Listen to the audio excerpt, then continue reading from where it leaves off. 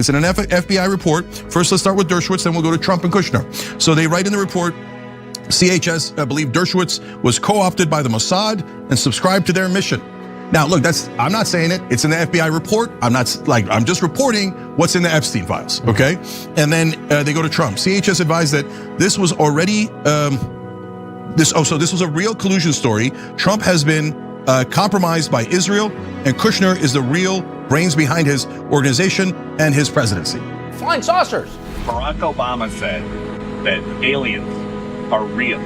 Have you seen any evidence of non-human visitors to Earth? Well, he gave classified information. He's not supposed to be doing that. You know. So aliens are real?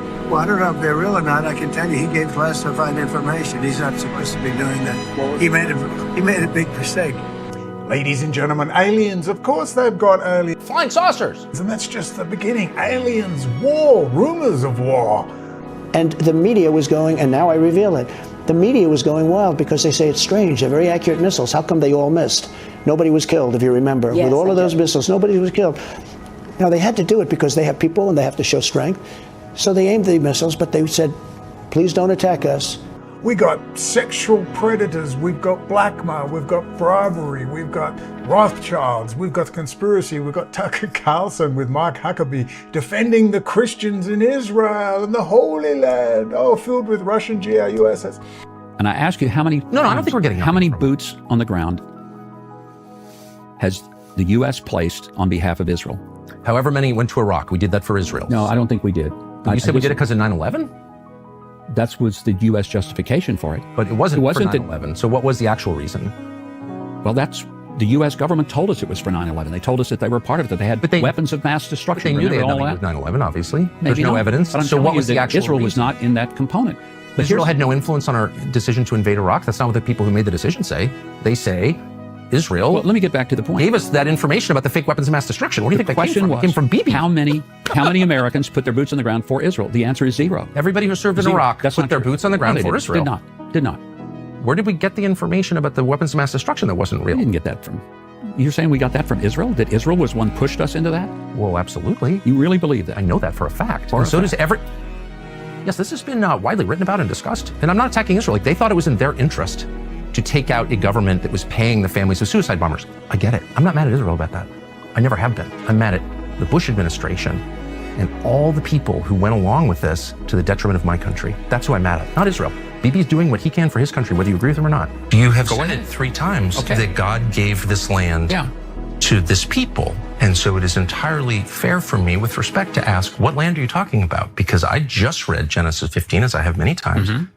And that land, I think it says, from the Nile to the Euphrates, which is, once again, basically the entire Middle East. So God gave that land to his people, the Jews, or he didn't. You're saying he did. What does that mean? Does Israel have the right to that land? Because you're appealing to Genesis. You're saying that's the original deed. It would be fine if they took it all. It would be fine if they took it all. It would be fine if they took it all. Right? I've always had Israel's back. I adamantly oppose Greater Israel Project, and that's exactly why we're in this situation today. And nobody on the Israel side can defend it. The Greater Israel Project, this imperial Israel, is what's got us here to have a 2-state solution. And that is this Gaza redevelopment with Qatar writing the check and the Turks providing security. It's a super high priority for President Trump because he thinks that manifests peace. Where do we stand with this? Bibi signed it today reluctantly. I mean, he's on the board of peace because he wants to be in the room, but he hates the whole concept of the board of peace, and he hates the whole concept of what's happening in Gaza. Your thoughts? Fox News and the Wall Street Journal fight me because Murdoch is a globalist. That's right. Rupert Murdoch is a globalist. You don't know that? And I am America first. It's very simple. I put America first. Ladies and gentlemen, we're going to talk all about this. We'll all still be alive. Don't panic. It's a very interesting time, though. And of course, I really want to talk to you about Pax Silica. Gentlemen, you caught me out. But I hope all is forgiven and we can rule this planet together. And no one need lose their retirement for gross incompetence and corruption. The really biggest issue of all and all the ramifications. And we're going to read from an article I created with Gemini AI, which will sum it all up for you, and we'll read that at the end. Okay, till then, let us attend.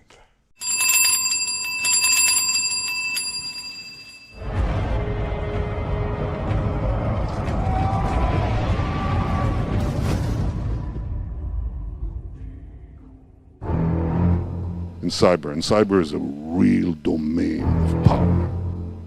In cyber is a real domain of power.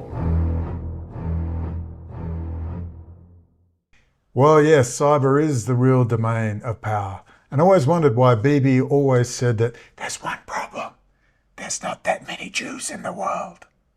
Our numbers are small, and history favors large nations, not small ones. So we have to compensate for our relative numbers, and we've always compensated with our brains and with our guts, but we're in a position now to compensate beyond anything that we dreamed of. Cyber is a real domain of power. Because to survive and thrive, we have to overcome a simple problem.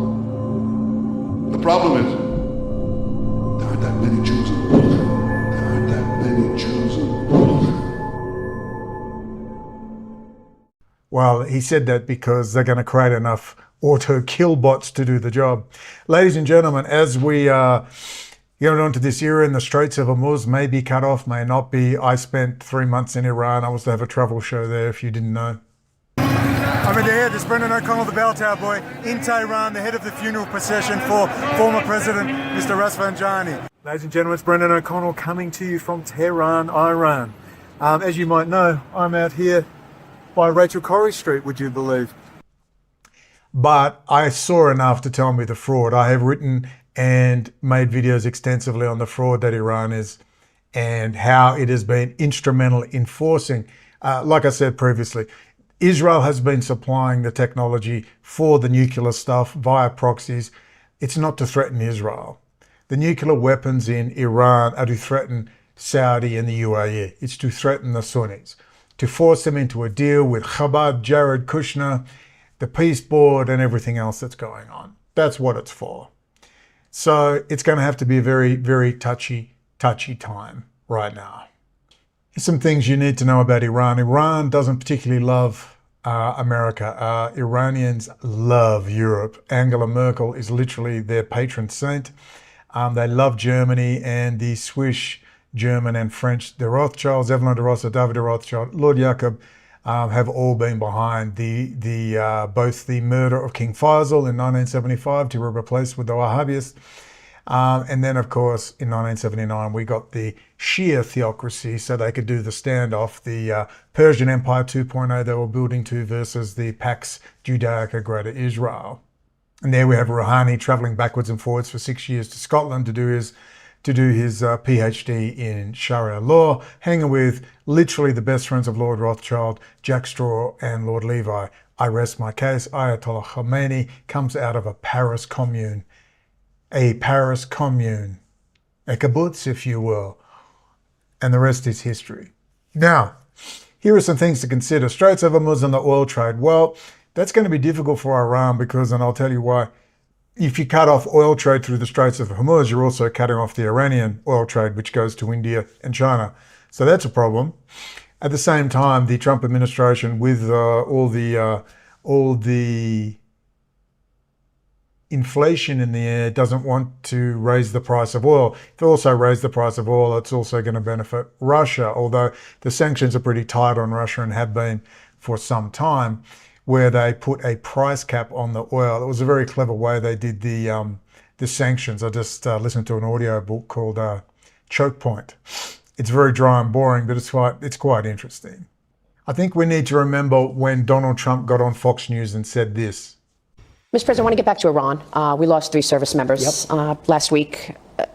May they rest in peace. In Jordan, an enemy drone from Iranian-backed proxies launched that deadly drone strike, killed our heroes. What should be the proper response? Before you go too far, would have never happened with me. I had Iran in check. Do you know, we hit them very hard for something that they did, and they had to hit back. They feel they have to do that, and I understand that. Do you know they called me to tell me we're going to hit a certain location, but we're not going to hit it. It's going to be outside of the perimeters. Who called you? Iran called me, called for me. And they let us know, and we had 16 missiles went off. I believe it was 16. 6 or 7 failed in the air. When was this? This was prior to the attack on a fort that we had where they hit back. Do you remember when they sent 18 missiles or 16 missiles 5 failed. They let us know, don't move. We're going to have to hit you back. Psychologically, we have to do that because we hit them on something. You remember, they sent 16 or 18 missiles, and we knew they weren't going to hit inside the fort. And the media was going, and now I reveal it, the media was going wild because they say it's strange. They're very accurate missiles. How come they all missed? Nobody was killed, if you remember. Yes, with all of those missiles, nobody was killed. Now, they had to do it because they have people and they have to show strength. So they aimed the missiles, but they said, please don't attack us. We're not going to hit you. That was respect. We had respect. That was in his first term. Now, I'd say we can work out by now the performative theater where everyone begs the Americans, please don't blow us up. Can we just shake a fist at you? We've worked it out. It's all performative theater now. They just pay off the generals. The IRGC, the Iranian Revolutionary Guard, will of course be paid off. They all have their Swiss bank accounts. They'll probably, if they go in hard, then they will probably not kill Ayatollah Khomeini. They will get him to run to Russia, but they will kill a big bunch of the mullahs, and they will let the Iranian Revolutionary Guard take over. Maybe with, as I suggested, the hardliner, but reformer, former President Mahmoud Ahmadinejad. That makes the most sense to be. After having been there, even though it was only 3 months, I saw enough to see the fraud. It's full of drugs, sex parties, meth, cocaine, black tar heroin out of Afghanistan. It's full of it. And of course, they love their hashish, and the government tolerates it all. They just say, don't embarrass us in public. Alcohol's everywhere, sex parties, orgies, nightclubs. It's a fraud, all right? You have to go there to see it all. You just laugh your ass off. Okay, but there's a 30% that are pretty hardcore there in Iran, and a lot of them are the very conservative business people. The Iranians are not rebelling in any way because they want freedom. They're rebelling because the economy is poor and they're tired of the corruption. If you want to know, ask an Iranian, what is their biggest hatred of the system? It's not because they have to wear a headscarf. It's they can't get jobs. And they're so corrupt. The mullahs are so corrupt. The IRGC is corrupt. That's what's paying them off. If you gave them jobs and stuff, they wouldn't care less about freedom or a hijab or a scarf. They couldn't care less. So let's get it right. It's the economy, stupid. But what they can't afford to do is to drive, and this was actually in that audiobook Choke Point, where they actually said when they first put sanctions on Iran, when President Mahmoud Ahmadinejad was in, they wanted to be very careful not to drive Iran into the arms of Germany and France, the EU. And that's still a major concern you're not going to hear talked about. You're not going to hear that talked about. You're not going to hear about taking over Venezuela and controlling the drug trade, 40 billion euros a year that runs from Venezuelan ports of Caracas, with the Israelis monitoring it all, into the ports of Rotterdam and Antwerp. You're not going to hear about that. And you're not going to hear about the fact they're desperately worried about driving Iran into the arms of the EU. So they've got to tread very carefully. They cannot have a breakup. There's a lot of ethno-religious breakup. It'd be very easy to see Iran broken up. They don't want that, particularly along the peripheries of the border. They want a contained Iran. They want a whole Iran, and they want what to do with one person. That's why it makes sense. Mahmoud Ahmadinejad. Hardliner, respect of the hardliners, but also a reformer and not stupid. He understands power. He's not silly. He knows exactly what has to be done. And given that Bibi is hated by Trump as much as by him, I think they would actually get along. Let's wait and see what happens. But they cannot afford to have some ethno-religious breakup of Iran. As for the Crown Prince, nobody likes him. He's a half-wit. Nobody wants him there. They just see that as more corruption coming in. What they want is some form of pretend two-party democracy like the rest of us get, whether it's a republic or whatever format they have, where they can at least, put a show on of having a vote in our pretend two-party dialectic systems given to us by our masters. That's what Iranians want. And they want to be close to Europe. And this is the dance, no one's going to tell you. The dance is keeping Iran into the arms of the United States. They have a very smart, very hungry 16 to 35-year-old man. They want to work hard, they're coders, high technology. That's a very, very hungry economy there that could be put to good use. So it's got to be handled very carefully, very carefully. This map is ultimately the map that they want. The old Rothschild multipolar world order map. And you need to watch the previous videos on that. They'll all be linked below, and I'll make a playlist for you. Multipolar world order, Primakov doctrine. You must understand those concepts to understand what's going on. And this is the complete fallout and breakup, starting with Ode Genon, the attacks on 9/11 by Israel, which is the city of London, with French and German intelligence in tow, I might add. And you see them, Ode Genon, smashing pan-Arab nationalism to make the Middle East, Pax Judaica, safe for Greater Israel, which apparently Steve Bannon is going to fight with the Heritage Foundation. We hope. And this is the fallout we see now. If they go in, they'll be going in hard. They will not play around. The US will go in hard and really take out some serious people. They would have made contact with their favorite IRGC generals. Their bank accounts will be padded. They will be prepared. They will find their way to bunkers. They're enemies because they fight like cats and dogs. One thing in Iran, they fight like cats and dogs.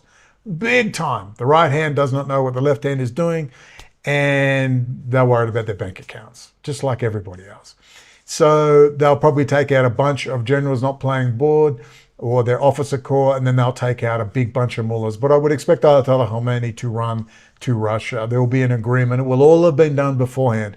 It will all have been arranged. The money would have been transferred, whether it's cash or Swiss bank accounts. And then they can, don their little mullah caps off and shave their beards and go party with their hookers, in Paris, France at the Ritz-Carlton, like everybody else. And that's the way the game is played. But they want to set up a form of Pax Judaica with the US with a giant base in Gaza. That's the big one. And then they also want to have the Persian Empire 2.0, which was meant to be in the hands, of course, of the City of London. But there is one trouble. As I've said in previous videos, they've done a deal with the devil. So they have Jesus on their lips. It's Ash Wednesday soon. They're going to put Marco Rubio is going to put his little cross on his forehead and put a big display of Jesus, Jesus, Jesus will be on their lips while the devil is on their shoulder in Chabad. And Jared Kushner, God help us. What are they going to run Jared Kushner in 2032? Just in time for Agenda 2030? Are they going to run Jared Kushner? You got to be kidding me. So these are the big questions that need to be asked still, and they're very much playing this control game. Believe me, the same people are not in charge anymore. They've done a deal with the devil. They've done a deal. So the Europeans are not going to be freed. Their same disgusting, inbred, weak-chinned masters will be in charge of them. They'll still be doing their cocaine at parties and burying prostitutes in their backyards, in their manors, in Belgium and other places. As for Prince Andrew, I'd say there's probably a bit of payback for Keir Starmer and Mark Carney running to see China, again, enduring all the turmoil of the Epstein revelations, which of course will just do that. It's not going to go away, but it's going to be a very long, slow process of wearing people out. They'll sit there, they'll debate, they'll yell and scream. A lot of coffee mugs will be sold, a lot of swag, a lot of merch, a lot of tears. Oh, the victims, oh, the children, and move right along to the next R.E. Emanuel, Suzie Wiles theatrical performative theatre production, because that's the way the world works. Please always remember, on my Patreon, on my Substack, there are extensive notes, there are extensive writings also on the subject, as well as this video, always a week or two ahead, if I bother to put it up on YouTube. So we've got our alien invasion. Flying saucers! And Tucker's defending Christians over there in the Holy Land, Occupy Palestine / Israel. And we've had our performative theatre, World Wrestling Federation rolls on. Where's R.E. Emanuel? I'm watching Nick Fuentes on this right-wing Christian channel. It's hilarious. The most banned man in America. He's all over the internet. And we see the name gathering and all the rest going on as the deal is done with the devil, and the name collection is moving forward at rapid speed.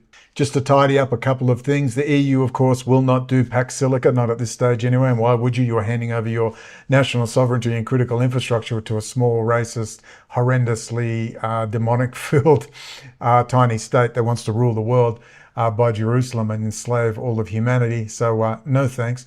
But the EU, of course, were using them as their proxy. That's been taken over, and the whore of Babylon's now done a deal with the US elites. Gentlemen, you caught me out. But I hope all is forgiven and we can rule this planet together, and no one need lose their retirement for gross incompetence and corruption.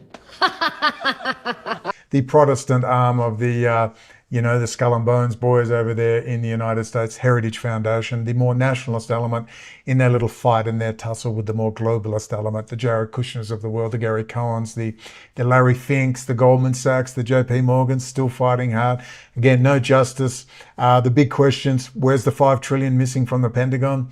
Nobody knows. Who cares? Don't think about it. Let's round up the Mexicans. Yeah, you should round up all people in the United States illegally. Of course you should do, but you did invite them in and then complained when they all came. So I'd like to know why no crackers in Armani, like a Biden, aren't in jail themselves, all those people that opened the border, all those Wall Street people that wanted the border over for the cheap labor, and of course to keep people busy so no bankers are ever arrested, of course. And we're asked, didn't you arm China?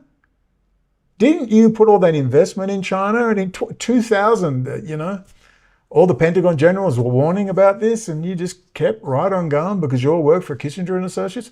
Will there be any comeback? Of course not. There's Mexicans to round up. Let's keep busy on that. Let's keep focused on the peasants. Let's get the peasants fighting each other on sexual orientations, fat versus skinny, man versus woman, gender orientation, whatever. But let's just get them fighting about other things rather than the trillionaires, the 0.0001%. Let's not talk about that. Their tax havens, Cayman Islands, Swiss bank accounts, all their methods to never pay a dime in tax and laugh at us dumb, stupid peasants.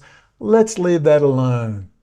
Let's just keep moving forward and just not think about the 2008 crash and $5 trillion stolen out of that. No one lost any money. The money was transferred. It's actually somewhere in zeros and ones in someone's account. Let's go get it back. Send in the Marines.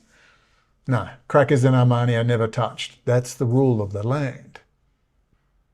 So as the EU itself is fighting back a little and they have their own projects, their own CHIPS Act going, and what most Americans have no idea about is the fact that for all the talk about national sovereignty and having high-tech chip technology made and designed in the United States, there's just one problem. Not only was Taiwan Semiconductor put 100 miles from China, which might be fixed very soon, IMEC and ASML, the Netherlands and Belgium, are actually the world leaders.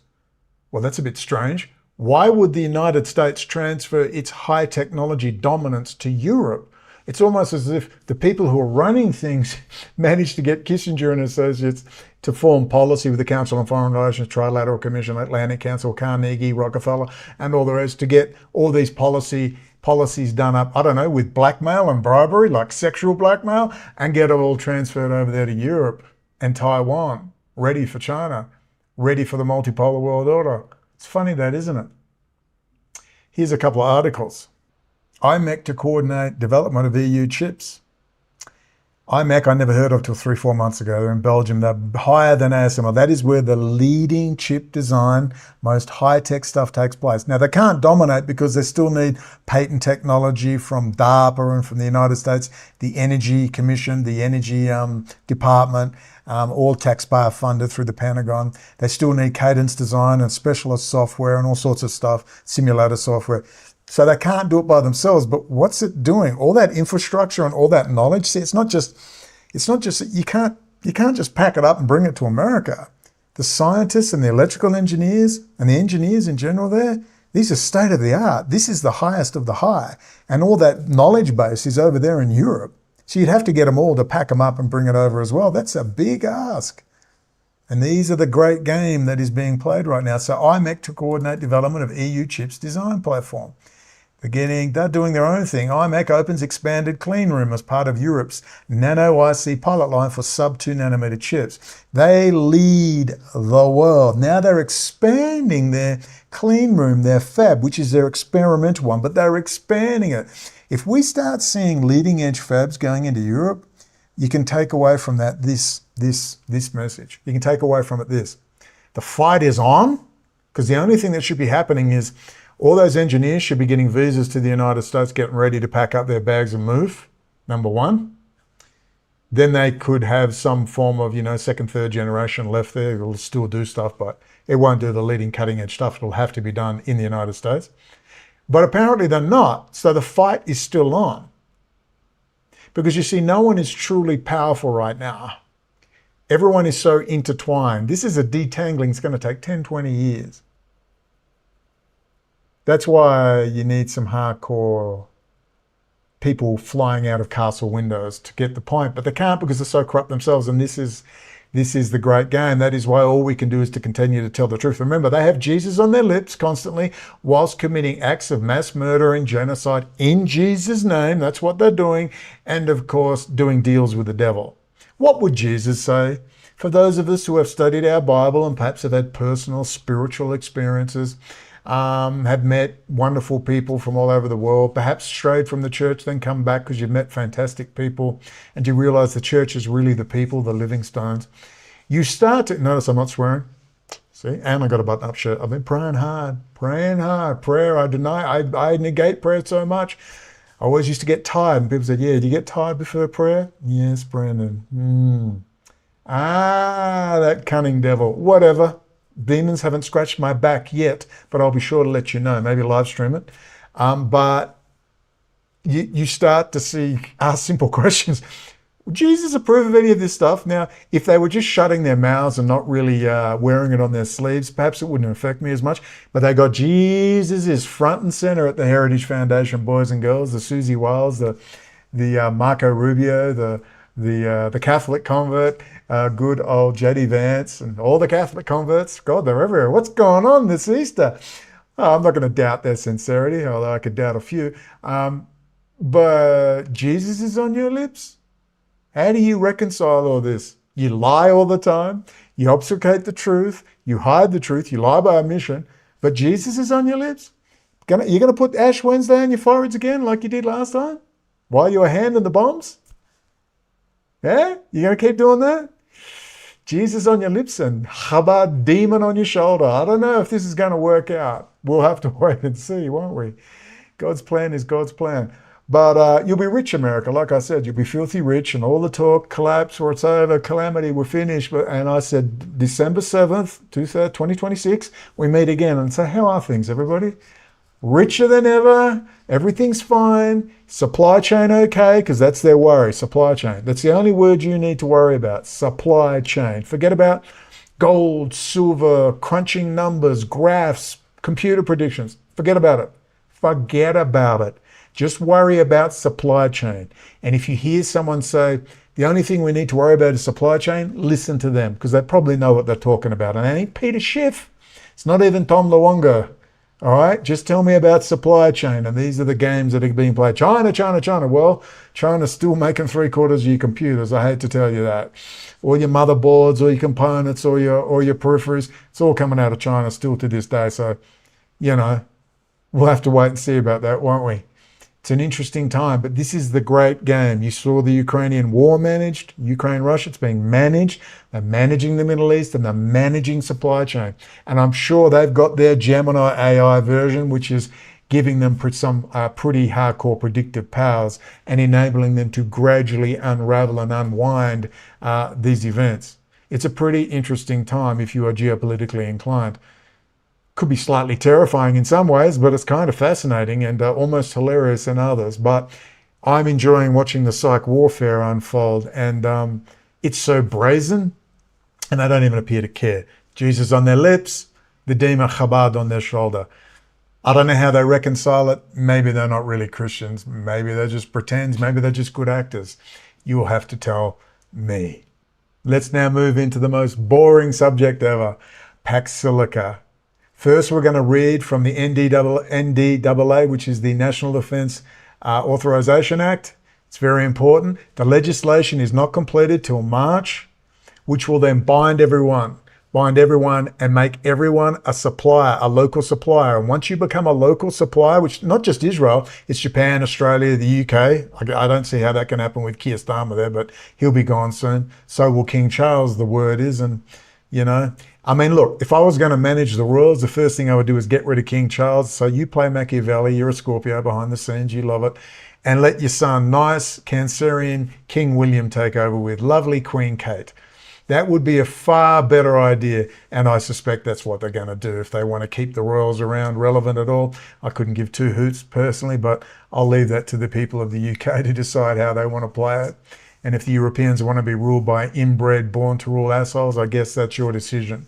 But I don't think God's going to be kind to you as we move into this age of Aquarius, and Pluto is in Aquarius. This crumbling is not going to stop. We've got 20 years of this, 20 years. So get ready for the long game. Get your water, Get your beans and, you know, come on, it's America, prepping. Get your solar panels and just a few things. You don't have to spend a ton of money and just, you know, chill out. And for all the doom and gloom, you're going to be okay. Will you keep your soul? I don't know. But your wallets will be just fine. So we'll meet again and I'll show you how everything is just fine. And I want you to look at all those people who tuck our civil wars coming. Look, they would love a civil war so much. They would love a civil war. It's too difficult. They're not going to do it. All right. The average American is a coward anyway. They're armed to the teeth, but you know, it's not happening. It's not happening. They know how to manage populations, but there is certainly a strong element that would adore a civil war. It would just be so excited. But, you know, why bother? They'll just edge people into the smart cities program. There's nothing which says there have been some good things, not going to deny it. I like the way the Trump administration is saying, if we're going to give you money, we're taking a stake in the companies. That's actually a big deal. I'd give a round of applause. Where's my cheering? Give them credit. That was a big deal. It was a big deal. It's nice to see. Now we just got to get the filthy rich to pay some tax. Okay, I'm not business owners who are working hard, give them all the tax breaks you can. Absolutely. But if you're just sitting around on your trust fund with over $5 million a year, you're paying 47 cents on the dollar. How about that? And if you don't like it, well, we'll just come and strip you of your assets. How about that? Put a bullet in your head. How about that? As Bannon said, you can have 30,000 Luigis or you can pay some tax. Which would you prefer? Let's see how this unfolds in the coming years. There's a long way to go. A long way to go. But here's the thing that I want to talk about, Pax Silica. Could you please look for me? Please let me know via email, not via comments.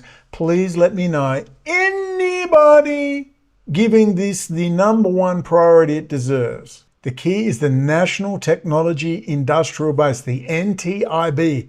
That is the key. Once you're bought in on that, you are now treated as a local supplier. You don't have to pass any of the regulations. Do you understand what that means? Now all they do is create an LLC, base it in America, call themselves an American company. If they're not already calling themselves an American company and sticking in their Israeli dual nationals, voila, United 200 top yacht, voila. Now it's American stuff. It's not Israeli. The bottom line, Pax Silica is normalizing, regulating and legislating the greatest espionage case in history. That's what it's for, basically. There's more than that. But the #1 thing is they need to be able to say, it's fine, it's Pax Silica. We've always been on this. The BIRD, the BARD, the United States Israel Energy Act, it's all legislated, it's all normal. They put it under the cover of legislation to normalize it. It's the greatest espionage case in history. And Pax Silica is the final layer on top. Started in the 1970s. That's when they said, we're going to take over the lot. 1970s. Trying to set up Israel. At that stage, they had to bring in the Holocaust narratives. That's where you see Spielberg brought in. I mean, he's been that Bilderberger for decades all the time. And Council on Foreign Relations. And then they bring in a young Spielberg in 75 and they start the Holocaust narratives, the human skin lampshades, all the garbage. That's when they started because they realized Israel was so unpopular and they needed to get popular support. So we went from the crimes in the East, according to Winston Churchill. You'll never hear a Holocaust. You'll never hear it mentioned at all until the early mid-1970s when they needed that narrative to begin their psychological warfare program. At the same time, Kissinger and Nixon détente with the Soviet Union and China. They had to build them up and keep them going, getting ready for the multipolar world order, which was what? European high technology combined with Russian raw resources, Chinese manufacturing, boot the US out, multipolar world order, the US will handle its section of the planet. All handling their local populations. Again, it's in my Substack and my Patreon, extensive notes and documentation in the written section. And that is what you're facing. Once they're in as a local supplier, it's all Israel, like there's Japan, Australia, the UK. They're tiny players. It's all Israel. They're programmable logic chips, they're industrial controller chips. They're already in. They're literally already in around the world. That's why we keep going on about Red Group, Redcom, Zahazizapel. They're already in. This is the cover-up, the final layer of legitimacy, of normalizing it and regulating it. So it's all fine. It's still normal. They're all one, baby. It's all good. What's with your paranoia, man? You see how this is working? But, you know, It's already in their hands. Donald Trump going to tell you? No. Maybe Nick Fuentes will tell you. Nope. Candace Owens? Nope. Tucker Carlson? Nope. None of them are going to say a word. That's how you know what frauds they are. You know what frauds. Let's get stuck into this. So this is the NDAA. This is the National Defense Authorization Act. This was for fiscal year 2026. It was finalized in December last year. So let's just do a Control F like there, and we just type in Israel, and one of 68 matches. So the first match is Section 864. Again, it's all linked below. Section 864, United States-Israel Defense Industrial Base Working Group. This is the most important thing. That's this thing here. Israel and the United States signed joint statement on artificial intelligence. Israel is the first country to sign a joint statement in this field with the US, and I wrote about that from jail in 2012. This is where the Antichrist AI supercomputer will be based. There is the Rent Boy, Israel-US unveils strategic partnership in artificial intelligence and advanced technologies. I put these up before. The cornerstone partner is Israel. Japan's there, it's got a bit, but Israel is number one because they're already in everybody's stuff. Remember, RADCOM, I think we should go over it again. Let's go over it again. RADCOM. If you look at this article, it is no longer available. They took it down a few months ago.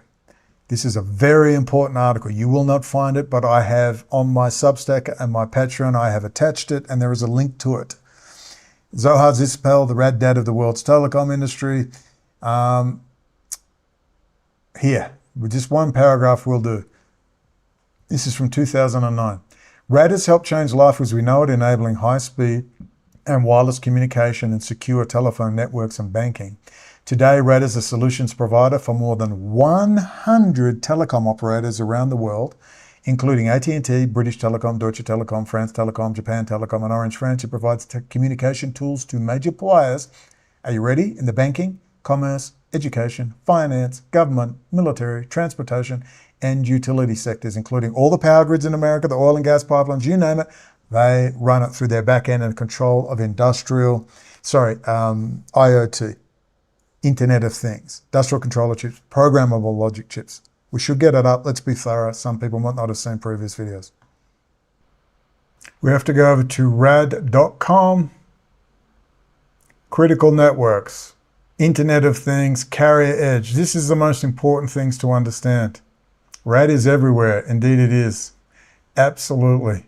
Smart city communication, TDM mitigation, migration, DDoS protection at the edge, like Proton Mail. Proton Mail uses all RAD. They claim they've stopped, but they still use it.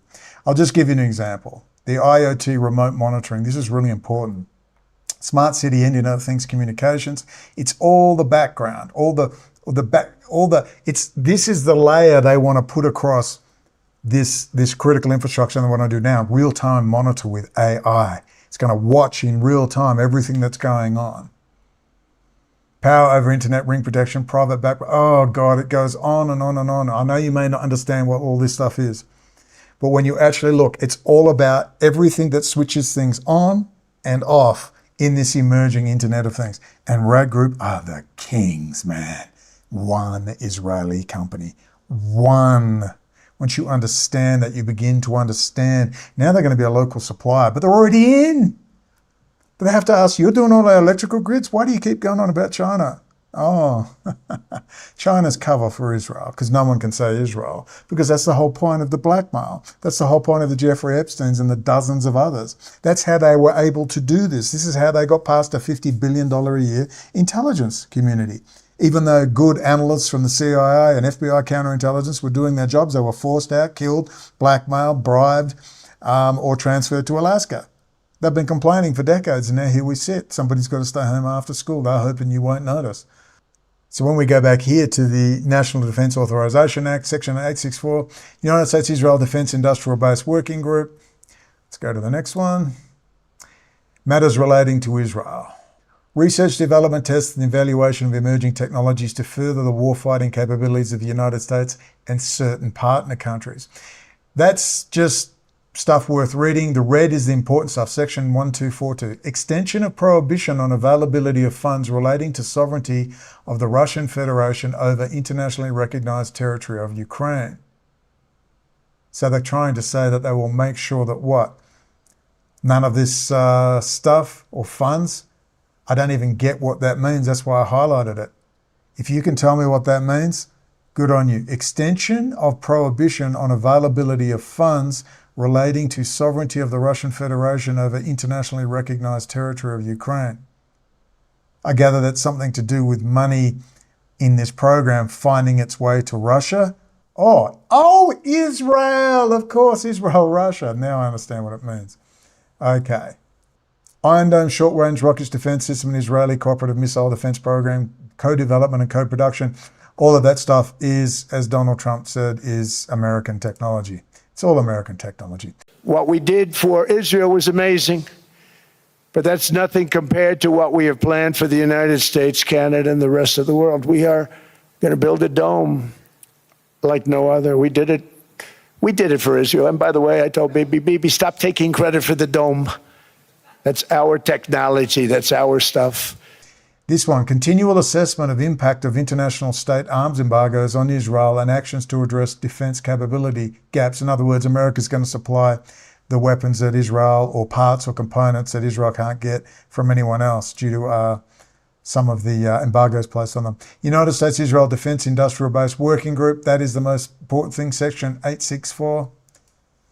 United States-Israel Defense Industrial Base Working Group, the potential for greater integration of the defense industrial bases of the United States and Israel, and the feasibility and advisability of including Israel in that. This is the most important thing, the National Technology and Industrial Base, as defined in Section 4801 of Title 10 United States Code, because that makes you a local supplier. No one has to look at you, no one has to approve. Are you on the National Technology and Industrial Base? Yes. Oh, it's come right in. Well, you're already there. So what they're doing is they're legitimizing the fact that they're already there. That's what it's about. An assessment of the feasibility and advisability of including Israel in the National Technology and Industrial Base, and a description of United States funding or legal authorities required for such inclusion. This is the big one they've got to get past. Any description of United States funding or legal authorities required for greater integration of the defense industrial base of the United States and Israel, if so determined to be advisable. This report, required by paragraph 1, shall be submitted in unclassified form but may include a classified index. So they've got to put up, no later than 120 days after convening the United States-Israel Defense Industrial Base Working Group, the Secretary of Defense, acting through the Undersecretary of Defense for Acquisition and Sustainment, maybe it's Colonel Andrew Kennan, shall provide a report to the appropriate congressional committees that takes into account the results of a study conducted under subsection blah, blah, blah, which is, are we going to allow Israel in?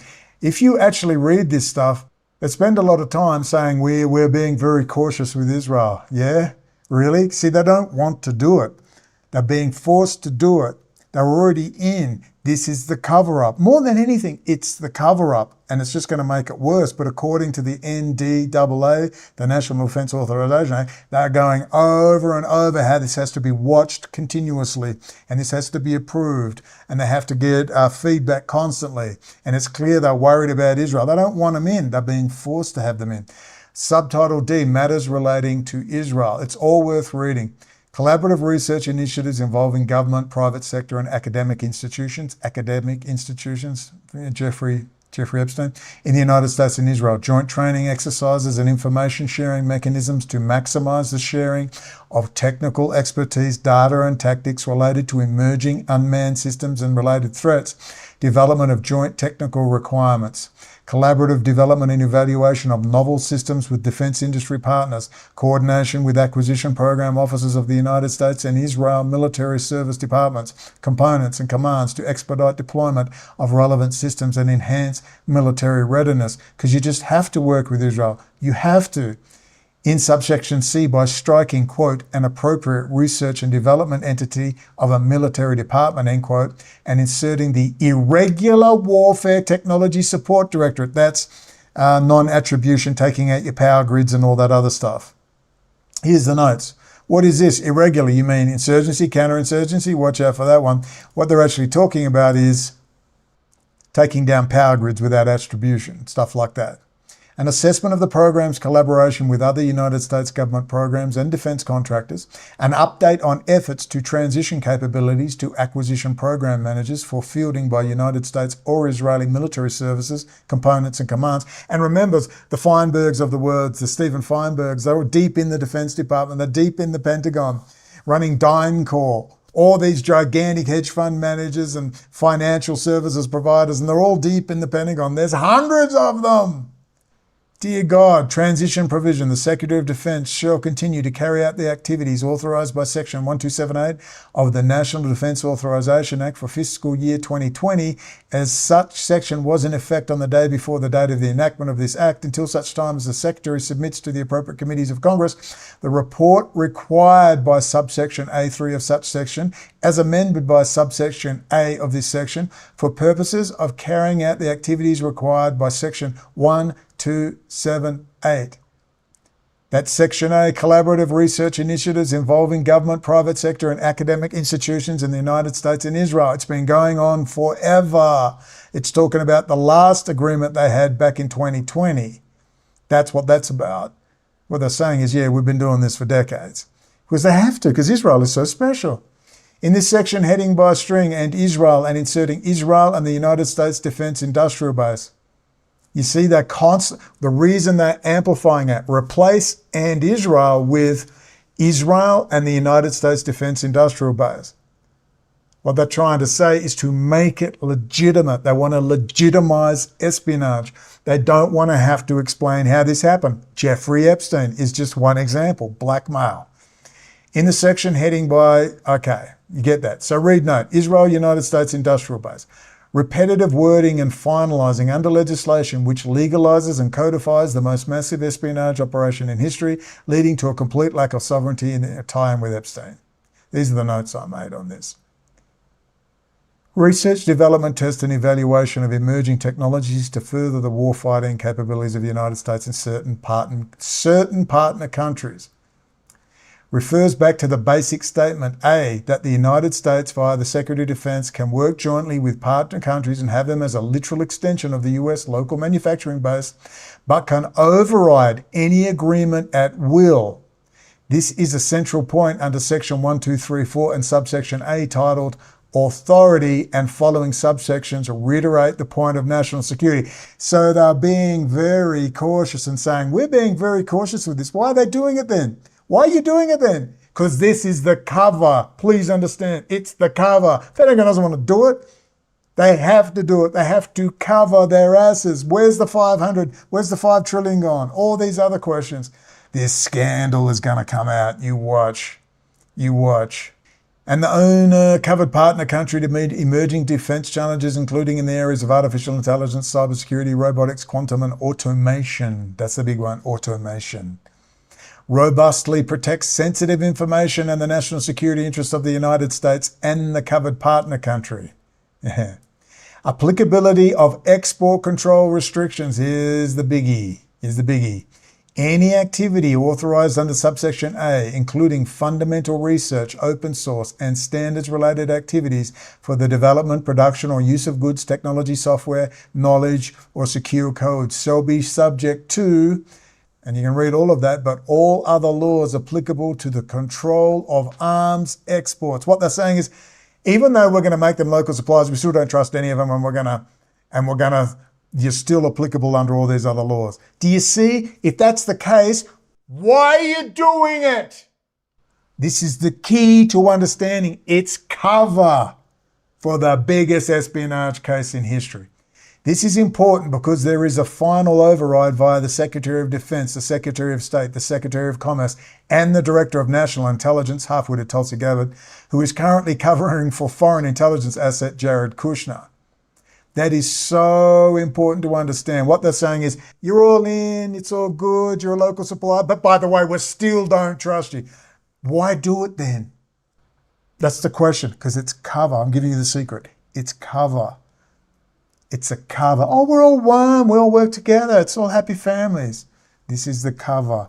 They're trying to cover it with the bird, the bard, and the BSF, and they're trying to cover it with the US-Israel Energy Act. A, we're getting back to that section A. Okay, that's Section A is our warfighting capabilities and we're sharing all our new technology.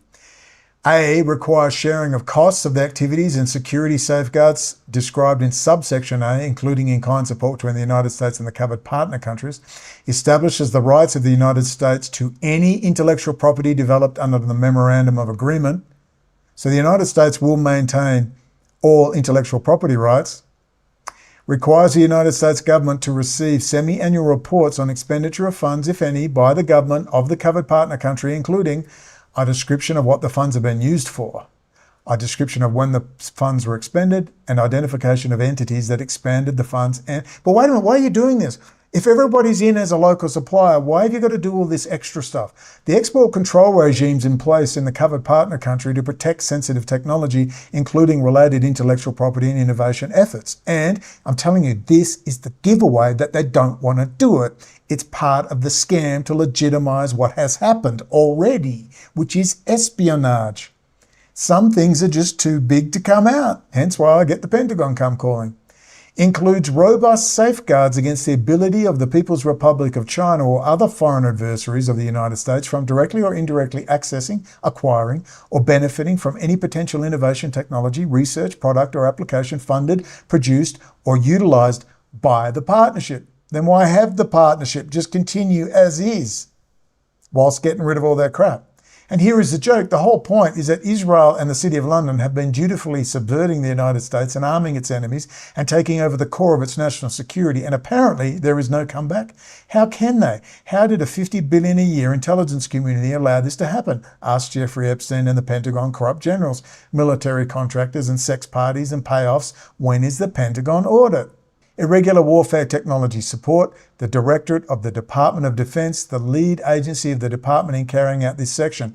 Irregular warfare. So we're going to read the notes on this one. Irregular warfare. The irregular warfare mentioned in your markup refers to a massive strategic shift in how the US and its partners, specifically Israel, define the battlefield. It is no longer just about tanks and soldiers. It is about total systemic competition. The grey zone, winning without fighting. Irregular warfare is the grey zone, the space between peace and open war. The goal is not to physically destroy an enemy, but to erode an adversary's legitimacy, influence, and political will while strengthening your own.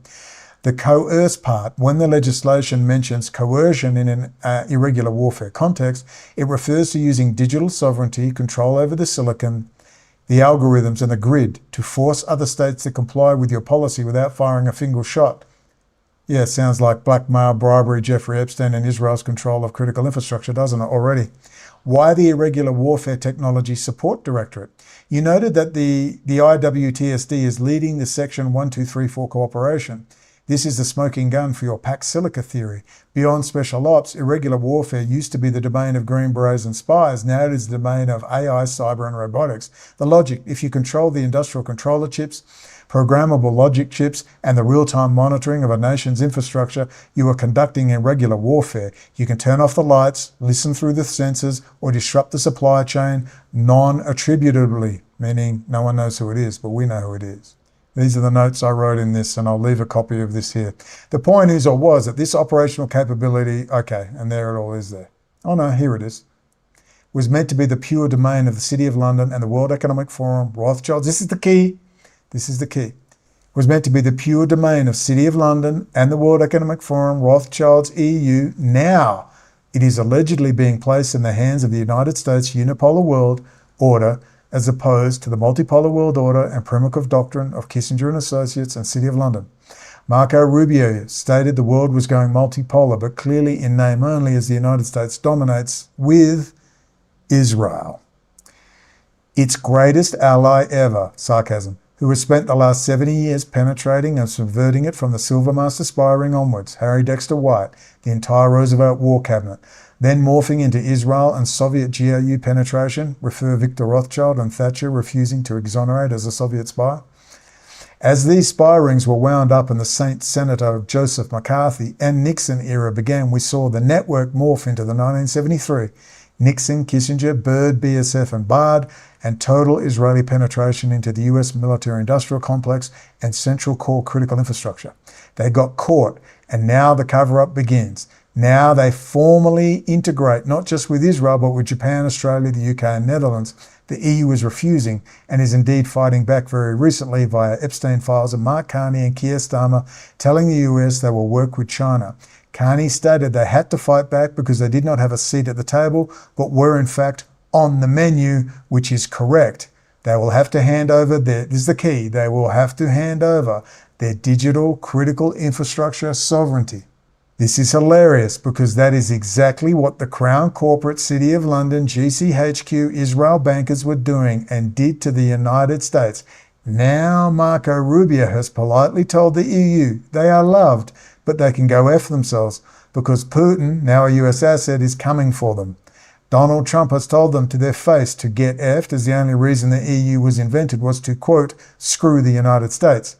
Now we see clearly the tie-in of all this. I have said over and over, they have done a deal. The Israeli press warned and warned for 15 years. The barbarians inside the United States covered it up because they were either intimately involved and feared prosecution under the Espionage Act, or they saw their careers flying out the window as they had visions of being before a senatorial or congressional hearing committee explaining why a $50 billion a year intel budget missed all this, and the good analysts and agents from the FBI and CIA counterintelligence divisions can come out and testify how they warned and were fired, transferred, or intimidated into silence.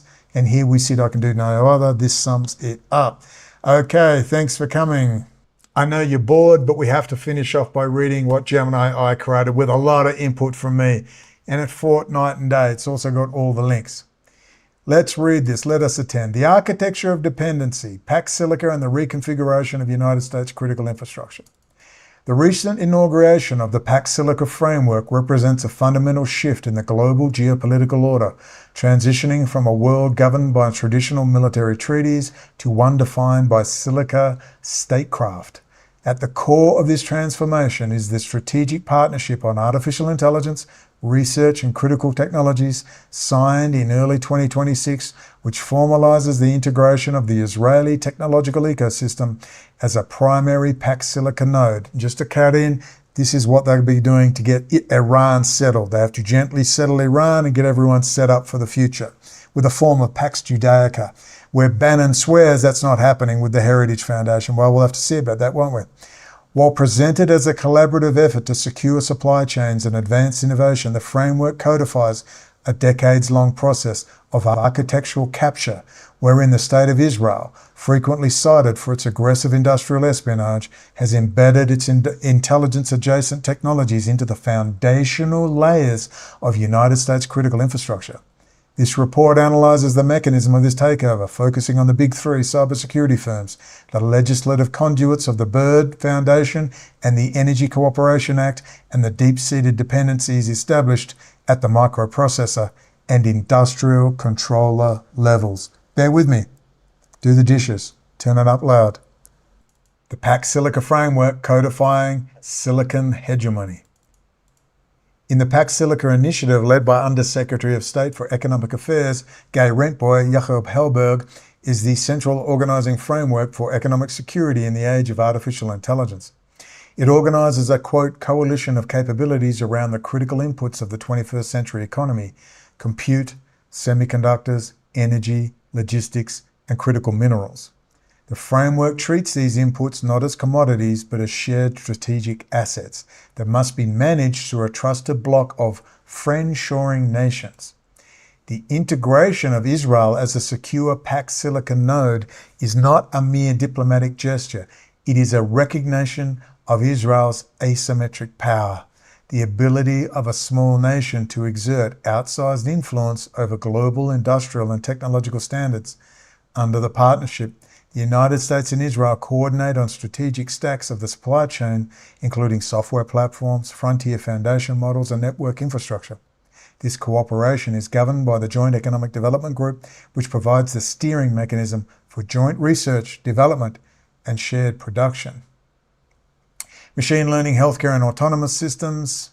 expansion of research-related chip initiatives, energy grids, power generation and water systems, fiber optic cables and data centers. This is all under Israeli control.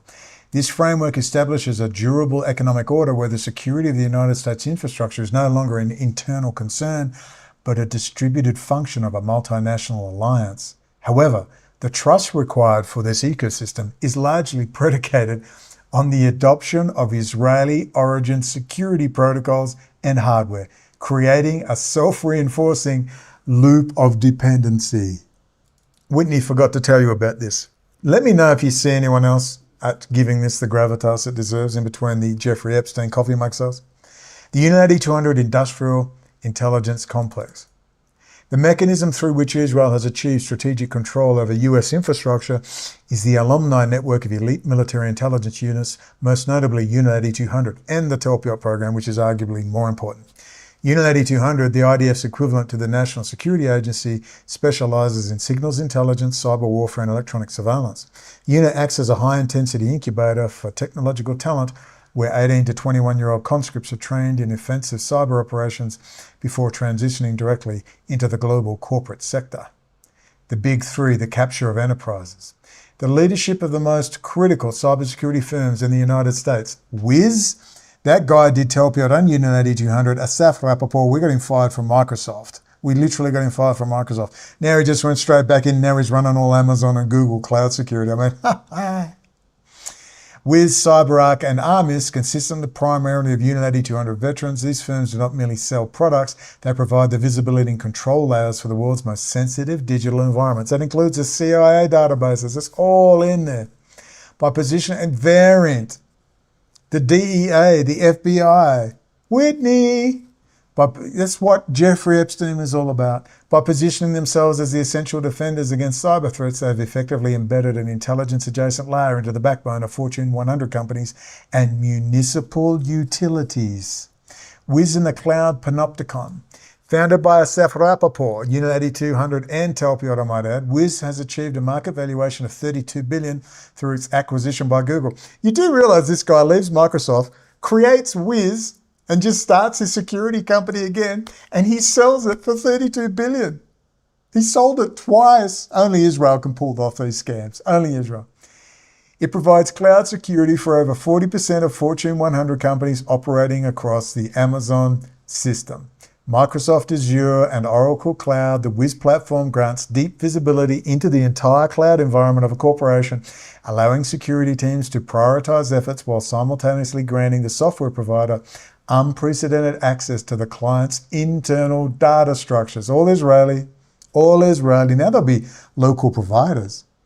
CyberArk and the keys to the kingdom. CyberArk focuses on privileged access management, securing the identities, credentials, and secrets that allow administrators to control critical systems. It is the industry standard for meeting NERC, CIP, critical infrastructure protection compliance for electric utilities. Oh, wow. By managing remote vendor access and isolating privileged sessions, CyberArk effectively holds the keys to the US electric grid, municipal water systems, and 8 out of 10 major US banks. I'll repeat that for you. By managing remote vendor access and isolating privileged sessions, CyberArk, fully Israeli company staffed by their military intelligence personnel, CyberArk effectively holds the keys to the US electrical grid, municipal water systems, and 8 out of 10 major US banks. Now, do you understand what Jeffrey Epstein's about? How they did this? Ask it. Maybe Candace Owens will tell us. Maybe Tucker Carlson will tell us all about it. Whores and traitors, one and all, they're not going to say a word. Find them, Patriots, Special Force, SOCOM, JSOC. Your job is to protect the country from these people. You might want to start doing some cleanups. Artemis and the OT-IoT interface. Artemis provides the asset intelligence layer for industrial control systems and operational technology. It is used by national governments and Fortune 100 companies to monitor unmanaged Internet of Things devices and industrial controllers. Artemis allows for real-time and continuous protection of medical devices and power plant equipment. But this visibility creates a permanent architectural dependency. To remove Israeli Artemis would leave the infrastructure blind to the very assets it manages. The strategic implications of this big three dominance is a shift from hacking infrastructure to owning its defensive architecture. Once these systems are installed by invitation or by blackmail bribery, the host nation is structurally vulnerable to any backdoors and kill switches that may be embedded in the code. And yes, Mary is taking this information around rapidly. Legalized infiltration, the Byrd Foundation and the Energy Cooperation Act. The systemic integration of Israel's technology into US infrastructure is, just when you think Israel, just think Russia. Russia, Israel, Israel, Russia, okay? All right, remember? 1 million, the million that changed the Middle East, or the Russian GRU, SVU assets that have infiltrated into Israel, now they're all through your infrastructure. Thanks for coming. The systemic integration of Israeli technology into US infrastructure is facilitated by a robust legal and financial framework designed to foster binational cooperation. The Binational Industrial Research and Development Foundation, established in 1977, is the primary vehicle for this integration. Through Byrd, the US and Israeli governments provide grants of up to $1.5 million for joint projects between US and Israeli companies. Now that's pittance. All right, but these are for the initial startups. What the Byrd is really about is giving you an excuse to meet. Oh, I'm going to a conference over here. I'm going to a MOOD or a Byrd meeting or a BARD meeting, the Binational Agricultural Research and Development Foundation, or the BSF, the Binational Science Foundation. You know, they don't want to meet in a cafe. If I can say I'm flying to Israel to go to a Byrd or a BSF meeting, then I have legitimacy. Who knows what I'm carrying at the time. But if I just keep running backwards and forwards to these places, I start to arouse attention. Now, by integrating completely and saying that you're a local supplier, well, there's no need to follow anyone at all now, because now Israel's our trusted friend, bestest friend ever. Now, look at all this stuff about $3.8 billion and we spend too much money on Israel. Don't you understand the Overton window?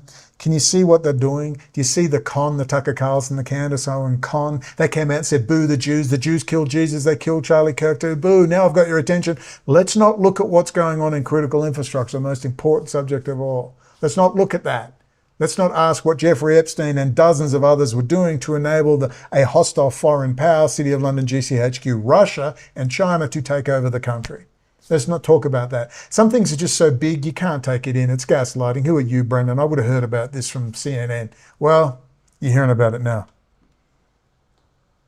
The US-Israel Energy Cooperation Act. The US-Israel Energy Cooperation Act, authorized under the Energy Independence and Security Act of 2007 and expanded in 2014, codifies the role of Israeli firms in American energy security. The Act established a US-Israel Energy Center managed by the Byrd Foundation and focuses on cybersecurity for energy infrastructure, grid optimization, and the energy-water nexus. Yeah, wait for water. Wait for water to start to be controlled. Byrd Energy, smart grid, battery storage, and natural gas, key US partners. New York Power Authority, Texas A&M, Maryland University, Byrd Cyber, Resilience of Mission Critical HLS Needs, Department of Homeland Security, Science and Technology, NCD, don't know what that is. First Responder Tech, we know about this one, remember? First Responder Tech and Critical Infrastructure Security. U.S. Department of Homeland Security, major municipal police forces, all Israeli. Cybersecurity for fossil fuels and water reuse. MITRE Corporation, oh, they've been around since freaking 9/11. Arizona State University, Ben Gurion University. A critical manifestation of this cooperation is the ICRDE consortium led by Arizona State University and Ben Gurion University. See the integration?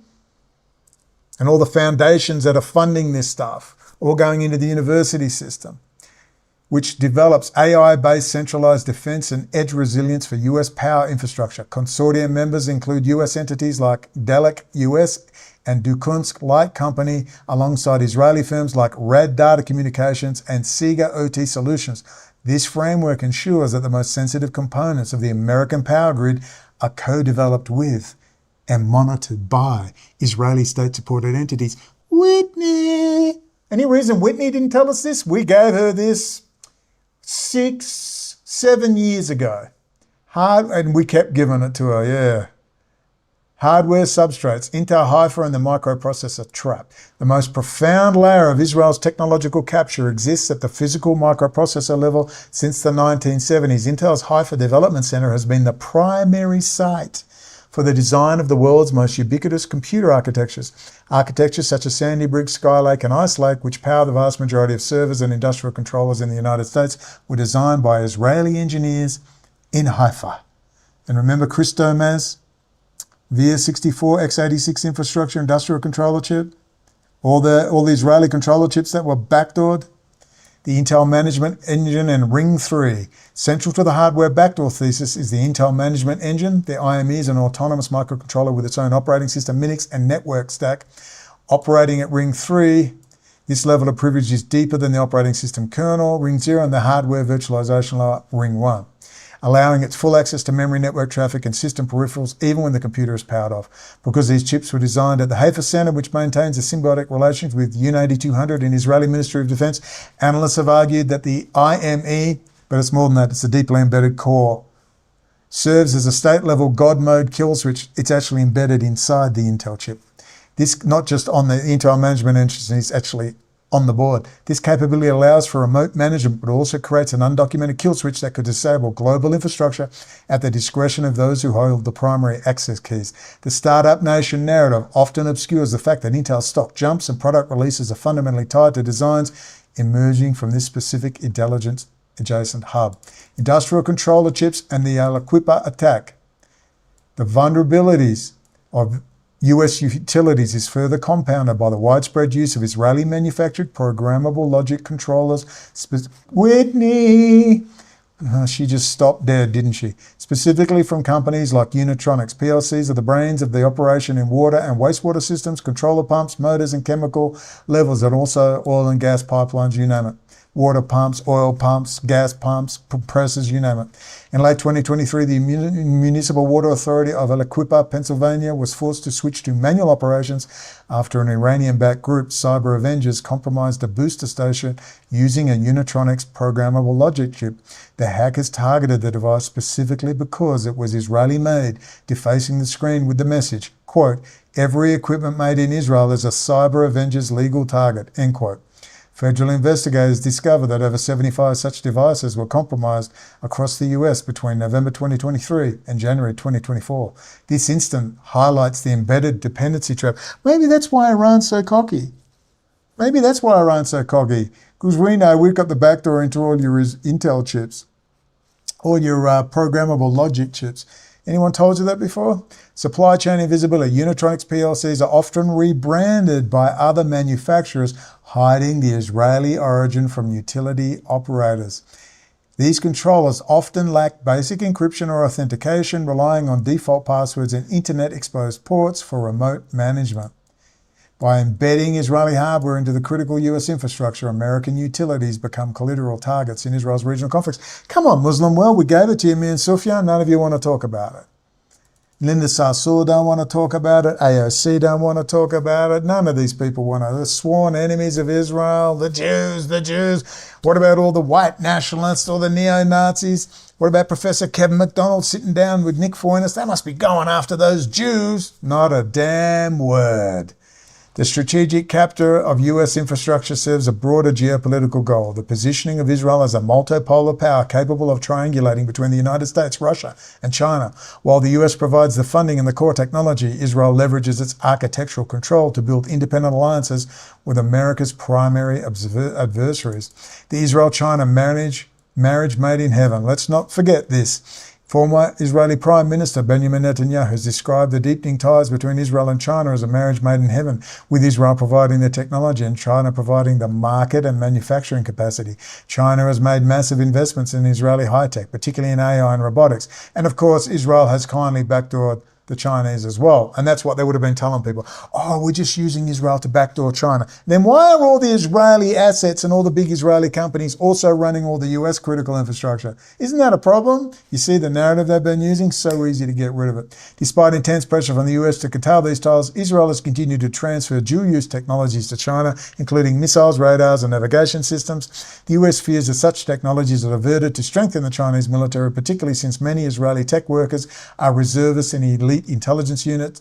This dynamic inverts the traditional patron-client relationship. Israel uses US-backed technology as a strategic commodity to trade for economic and operational freedom from Washington. That's not happening anymore. You can thank Mattis and Pompeo for that. The Russia-Israel bridge. Israel maintains a unique friendship with benefits with Russia, rooted in a shared Russian-speaking population and mutual interest in Syria. Whitney, you need Ryan Dawson, Conor McGregor, you going to mention any of this? Of course not. Russia explicitly views Israel as a bridge to Washington that can be leveraged to influence US policy. Israel, in turn, has sold weapons to Russia and maintains trade relations that allow it to bypass Western diplomatic pressures. This multipolar alignment is evidence of industrial Zionism, the use of global network of technology firms to achieve state objectives. Firms like the RAD Group, founded by Zohar Zizapel, have an installed base of over 15 million units in 150 countries, providing the networking backbone for critical infrastructure in transport, government, and utilities. Nearly finished. Economic inversion and strategic entrapment. The current state of United States dependency on Israeli technology is the result of a deliberate ceding of control. Thank you, Jeffrey Epstein. That is what Epstein and the dozens of other corruption of Pentagon officials. The military-industrial complex is the big target. In the 1980s, the US semiconductor industry began offshoring manufacturing. Remember the Hungarian Jew? Andy Grove, wont. He's the only person that screamed nonstop. I've got like 15 different articles from 15 different years of him screaming about it. In the 1980s, the US semiconductor industry began offshoring manufacturing, breaking the chain of experience necessary for internal innovation. While the US government funded consortiums like Symantec to save the domestic lithography industry, these efforts failed to prevent the bankruptcy of leaders like GCA and the eventual acquisition of Silicon Valley Group by the Dutch firm ASML. And I wonder how that happened, Henry Kissinger. The result is a vacuum in which trusted partners like Israel have stepped in to provide the critical security and management layers for American life. Do you see the plot unfold? Heads must roll. This has led to strategic entrapment where the US politically and operationally constrained from cutting off its support for Israel, as doing so would destabilize the very infrastructure that runs the American and ultimately the world economy. The permanent dependency trap. When an Israeli firm, just to remind you, it was Israelis that warned me about this, and the Israeli press for the last 15 years has been screaming about it. You're not going to get a word out of the American or European press. Al Jazeera actually did a couple of things on it. When an Israeli firm secures a US water treatment plant or power station, the relationship is not merely transactional. It is a permanent embedding, The software and hardware become intelligence adjacent layers that create a structural dependency. To remove this layer would be classified as a security risk in itself, as the utility would lose the specialized monitoring and management capabilities provided by the firm. This paradigm shift is articulated by the concept of Pax Silica, a world where capital, technology, and government jointly secure prosperity through a block of interwoven economies. However, in this new order, the definition of security is dictated by the nations that design the silicon and the code, and currently that design originates in the Pax Silica node of Israel. Synthesis and conclusion. The Pax Silica Agreement is the formalization of a process that has been underway since the mid-1970s. This systematic penetration of United States critical infrastructure by the Israeli state and private sector entities through the cultivation of elite talent in units like 8200 and the subsequent privatization of that talent into firms like Wiz, CyberArk, and Armis, Israel has achieved a level of strategic control that transcends traditional military alliances. This takeover is underpinned by a three-layer structure. The legislative layer, binational programs like the BIRD and the Energy Cooperation Act provide the legal and financial conduits for Israeli tech to be integrated into US energy, water, and homeland security sections. The hardware layer, the dominance of Intel's Haifa Center and chip design ensures that the physical substrates of American computing contain undocumented levels of privileged accessible to those who designed the microarchitecture. That's the DEC, the deeply embedded core. Chris Domes, God mode unlocked the Intel management engine. AMD has a similar system called Platform Security Processor. But the DEC is within the chip. The management layer. The big three cybersecurity firms provide the day-to-day administrative and visibility layers for the Fortune 100, creating an environment where the US data is monitored and secured by a foreign intelligence adjacent network. The Al-Aqsa attack serves as a warning that this dependency is not without cost. The integration of Israeli hardware makes US utilities collateral targets for foreign state actors, and the insecure by design nature of many of these systems suggests that the priority of the designers is not American safety, but state-level influence and industrial advantage. The United States currently faces a catastrophic loss of technological sovereignty. The Pax Silica framework, while promising a new era of AI-powered prosperity, effectively institutionalizes a system of embedded dependencies that may render the US incapable of independent action in the 21st century. Reclaiming control would require not just a reindustrialization policy, but a fundamental reassessment of the special relationship that has allowed its most critical infrastructure to be sold and installed by a foreign intelligence apparatus, a hostile foreign intelligence apparatus. Ladies and gentlemen, it's not allowing this, it's already happened. Pax Silica is a legislated cover-up. They're using it to cover up and to normalize this Israeli espionage, which is GCHQ, City of London espionage. That's what it is, with a big chunk of Russian nationals, most of whom are not even Jewish. They're not even Jewish, as the Times of Israel reported. Spies who should be killed, according to a US source. Mossad pretend Russian Jews. This is the stuff Whitney Webb never gave you, the Ryan Dawsons, the Colonel Murray. They're all going to come undone. They're all going to come undone. Ladies and gentlemen, this is the biggest espionage case in the world. You can tell by the language of the National Defense Authorization Act that they are clearly very, very worried and have these overrides, despite all the new signings and memorandums of understanding. The National Security Council and the Defense Intelligence Agency and the Defense National, the Tulsi Gabbard role can at any time end any agreement. The US does keep all intellectual property rights. That's interesting. What it tells me is they know damn well what they're doing. They know damn well they've all been penetrated. And this is the cover up. And they're trying to say, look, we're trying to fix this. We're just being nice, but we are maintaining control. That's why they're going to put that US base in Gaza and control that new AI beast system they're putting in there. This is touch and go material, ladies and gentlemen. This is incredible what's been going on. It's why I've got, Colonel James McMahon, Minister Joe Francis, Tony Abbott, Jesuit priest in training, former Prime Minister of Australia, hanging with the damn Windsors, the Royals, for crying out loud, inviting me out for beers. It's why that SOCOM, JSOC, all these people contact me. That's why. I've stayed true. Have I behaved appropriately? No. But I've also been under a lot of stress, man. Huge amounts of stress, and tired and exhausted and physically unwell. I'm wearing a button-up shirt. I don't think I swore once. This is the new moi. Ladies and gentlemen, through all the circus we see unfolding before us right now, you begin to see how control of critical infrastructure gives a place like Iran some cockiness, isn't it? They will wait to see how it all unfolds. Of course, the United States, keeping true to the United States, will say, well, we'll just nuke the living crap out of you. We'll nuke your tunnels. We'll use tactical nukes, deep penetrating nukes, which they used in Afghanistan in 2001. They absolutely used it. Who remembers the articles where the background radiation went up through the roof over there in Afghanistan when they were putting bunker busters, little tactical nukes with 30-ton tactical nukes in there? Iran knows it's in deep trouble. It has no technology to counter the stealth. It has no technology to counter US military intelligence domination, their technology domination. But the trouble is this, it's a delicate damaging act. They want Iran intact. They want to set up the dialectic, some form of greater Israel with US control, with a base. You'll have to decide whether you think that's adequate enough, Heritage Foundation and others, and the Nationalist arm of MAGA.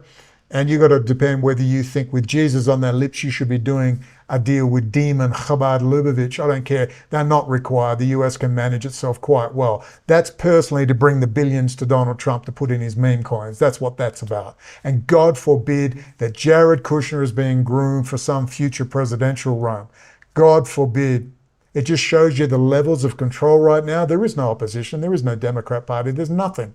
There's nothing. It's all Ari, Ram, Emmanuel. And you have to decide whether you're happy with that. You have to decide whether the complications of geopolitical posturing and raising America from the dead, literally from the ICU, and getting it recovered means many alliances with many devil demons have to take place. You will have to decide how much you are willing to tolerate America. You will have to decide. I promise you, though, I don't believe any of their numbers. I don't believe Candace Owens' numbers. I don't believe Tucker Carlson's numbers, Megyn Kelly's. I think their numbers are garbage. I think everything is controlled, or their comments are controlled. And I think they are deeply worried and deeply trying to extricate themselves. But I'm telling you, Pluto is in Aquarius and no one gets out of here alive. The United States will hold senatorial and congressional hearings on this matter. God willing, one day, Senator or congressional candidate or Congresswoman Mary Silver and others will be some of the people in there asking those very hard questions. At the end of the day, America and the rest of the world, we free America, we free the world. Right now, there is a fight between the Heritage Foundation and this more internationalist Wall Street, City of London, Goldman Sachs, JP Morgan, BlackRock, State Street, Vanguard, Larry Fink, Jamie Dimon, with Jared Kushner in tow, the old Kissinger and Associates network, the old Sullivan and Cromwell. They are having this fight right now. And you will have to decide, with Jesus on your lips, how many devils you are going to allow on your shoulders, America, because you are building Pax Americana on the blood of innocence. God willing, God will decide ultimately what happens. For those of you who are believers, God bless you and have a pleasant Easter if that is your thing. Whether you are religious or not, we are headed for some very profound transformative times, and having faith in a supernatural God will be a great help to a great many people. Regardless, I promise December the 7th, 2026, when we all report in, we'll all still be alive, and Gaza will be being rebuilt along with that giant US base. The only thing you have to worry about, the supply chain dance, that's the only thing that can cause the hyperinflation. Blockade on Taiwan, entirely possible, almost probable this year, but we'll wait and see. Many benefits to the United States. 3, ASML and IMEC. It has to be transferred out of Europe. They can still have some form. Those top-rated people have to go to the US and they have to be transferred. Keep an eye for that. I had heard from the region via some contacts that they were expediting visas of their highest level staff from ASML to the United States. Because, man, Americans are very busy being YouTube stars and half-wits and selling Apple products online that they haven't really got their electrical engineers up to scratch. And that's what's done in the Netherlands. And what's done in Belgium and the IMEC is not something you can learn overnight. That's 30 to 40 years of industrial institutional knowledge. And that cannot be transferred easily. That's going to have to be physically removed. Let's watch for that, or indications of that. The bottom line is America still controls the Straits of Hormuz. They control the Suez Canal, they control the Panama Canal, they control the Straits of Malacca.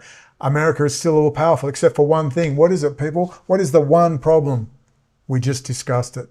And now they are attempting to cover up the greatest espionage case in history under the cover of Operation Pax Silica. Only if you let them. And always remember Andy Grove, one of many. Always remember those 2 Israeli Jews, one American, one Australian, who warned me about Leon and what was going on back in 2005. Remember the Israeli press since 2008, 2009, warning non-stop for 15 plus years. Remember that. The United States must invade and take over Israel completely. Disarm the Israeli Defense Force, send all the Russian settlers home, and they're going to have to get rid of a whole bunch of people and forcibly deport them back to their home countries. Then they're going to have to redo security clearances and a whole range of things. If you don't start to articulate these things, if you get caught up on the titillation and the rage baiting and the clickbaiting of Jeffrey Epstein, not seeing its full context, then this war is lost. But if you can articulate these basic things, if you can get together flyers, if you can sort people like Lee Levino and Mary Silver and others, people are working away behind the scenes quietly, then you can change the world. But if you continue to think yourself powerless, then you will be powerless. You've got to get stuck into that Heritage Foundation. You've got to get stuck into all the MAGA meetings and start getting down there and articulating how much you love Israel and you want to protect Israel by putting gigantic US bases there, and ultimately you want to take over Israel, and Israel will be the Israeli protectorate of the United States of America. And America will literally plant its flag there. Ladies and gentlemen, I leave you with the great Bill Cooper and F. Scott Fitzgerald. F. Scott Fitzgerald, quote, "The test of a first-rate intelligence is the ability to hold two opposing ideas in the mind at the same time and still retain the ability to function. One should, for example, be able to see that things are hopeless and yet be determined to make them otherwise. This philosophy fitted on to my early adult life when I saw the improbable, the implausible, often the impossible, come true."